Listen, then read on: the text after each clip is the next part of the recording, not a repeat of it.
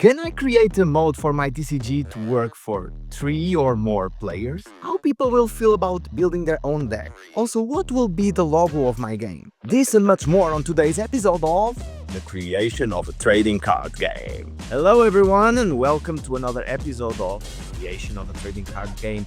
Today's episode will cover a lot of different things, very important things. It's a very exciting part of the whole creation process, and we will see if our game is suitable for 3 players, 4 players, 5 players, 10 players, doesn't matter, or if it's just strictly working for a 1 versus 1. Also, I want to see how people will react to the possibility of choosing cards for their own deck, to create their own strategy from the pre-game up to the game itself. I want to know how people react to that, how they will choose the cards, how they will select the cards, which cards will be the most selected ones and which ones are completely garbage. And I also want to have a logo for the game because I think it's time to have a logo. So lately I've been meeting Thiago and Ricardo, my 2 friends who are being incredibly helpful on the playtesting part of this game. We are meeting weekly on a coffee shop to play the game, and last time we only had 2 decks, so we had this yellow and the blue one. It doesn't matter the colors of the sleeves, to be honest, because this is actually the Jukes deck and this is the Henpa deck. And one of the things that happened was that while 2 were playing, the other one was just looking, and it was a bit boring. And I want to bring to this game something that it's very important for me, for the whole meta and core values of the game, that this is not strictly for 1 versus 1 player. I will take 1 extra deck. This is the Sangre deck, Sangre and Opux deck, that I've built over the course of the last week and a half. So it's pretty much standard, but it has different effects, and we have a lot of new effects to test out. Sorry to interrupt, but would you like to win these booster packs? We have here Yu-Gi-Oh!, Digimon, Dragon Ball, Lorcana, Pokémon, One Piece, and Magic the Gathering, including a collector booster pack. I will give them away to the winner of our playtest tournament contest that it will be hosted in our Discord. Join our Discord, come have fun playtesting QBÖS, and you might win all these packs worth around 100 euros. The link is on the description. Also, I upgraded the previous decks. We don't have blank cards. Now we have some, just placeholder illustrations generated by AI, which of course will be replaced by my own illustrations later on. So we start to also have more and more illustrations made by me. So we have original characters. Here you can see Frizeko, this guy that has the hair, the opposite is bald on the head and the beard and chest area, and then he has hair all over the place. We also have this Hern low skin guy, additionally to our already known little friends, Sevenlings. So we are expanding the illustrations, the characters, everything is happening at the same time. So there's a lot of things going on, not the mechanics, but also the art, the lore, the world building. We have new effects, we have a lot of new things to test out, and the important thing to retain from this is that we have 3 decks available, ready to play, and they will be tested today, and I'm very excited about it. Now, regarding the 3-player mode, we have an issue, we have a problem, of course, because it just doesn't translate automatically when you're playing 1 versus 1 into a third person. I mean, the most obvious solution would be just basically all versus all. So you have 3 players and they're attacking each other mutually. You can choose to attack. If you are the red, you can choose to attack the yellow.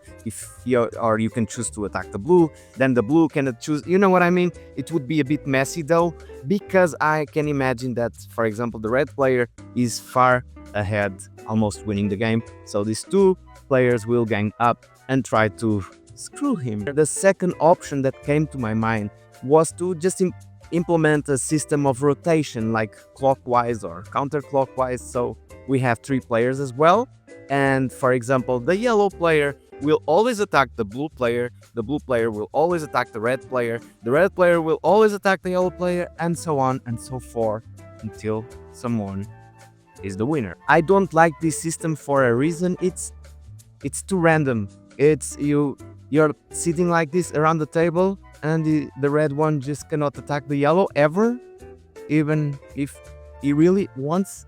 So I don't want this system as well. And then it came the third option to my mind, that is to simply ignore the health points of the capitals and have a different kind of mode for the game. So the capitals, instead of starting with 20 health points, they start with 0, and we have a dice counter, a d20 on top of this.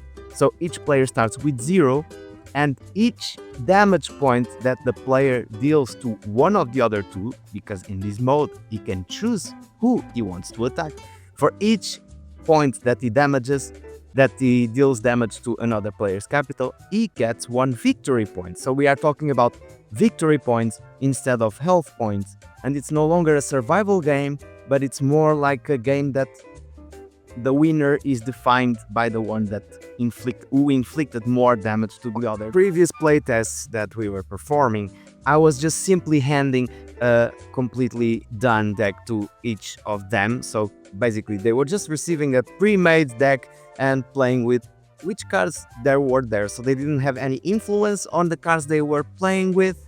And today I also want to test this important feature of any TCG, that is the possibility to build your own deck as your playstyle or strategy defines so.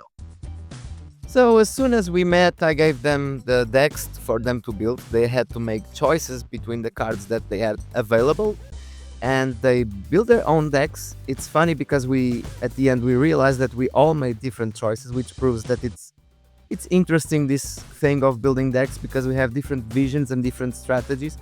And here we were starting by testing the third option that I just mentioned before, this one that you would acquire victory points instead of defending your capital health points. But this version, unlike I thought, it was not very nice, because I was struggling to find nectar, my capital was very exposed, and the whole game became just a competition, a race between Thiago and Ricardo to see who inflicted more damage points on me then. So we started trying another round, another play test, and this time we were flipping a coin to see which of the other two opponents we would be attacking on each turn, which was also not very nice because Ricardo was always taking the damage for everything. So third but not least, this was the winner option that we figured out that would be the best one.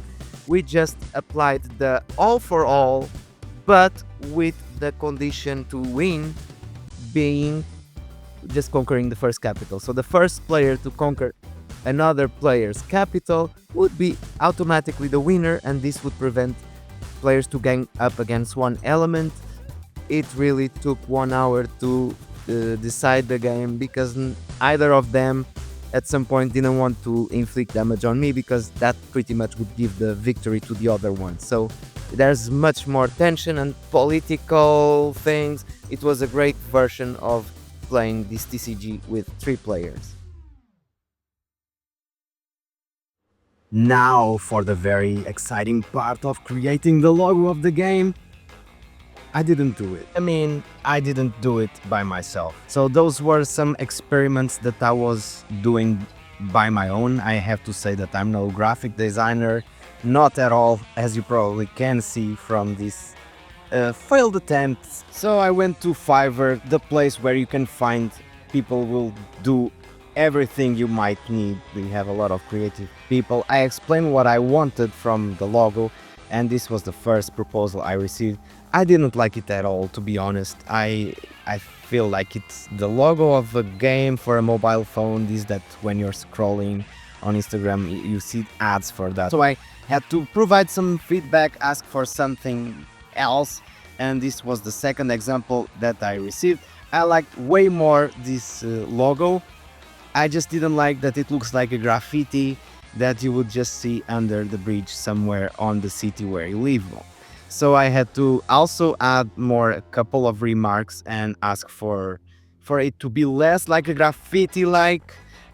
This actually was the final logo. This is the winner. This is the official logo of QBÖS, the trading card game that we are building here. What do you think about the logo? Is it good? I think it matches very well the vibe of the game. Here you have a shield, you have a sword, which indicates there will be a lot of fights and combat. The QBÖS, the letters are nice in the color that I asked for it to be.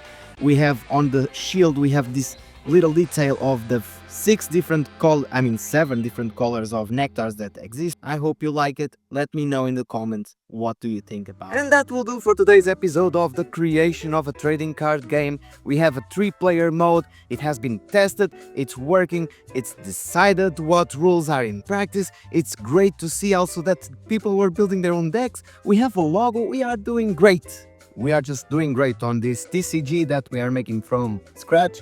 And now I think soon enough we have to test the 4-player mode, like 2 against 2. That's my idea of like having teams working together against each other's capitals. So thank you very much for watching. Stay tuned, subscribe if you still didn't do it, and see you on the next video.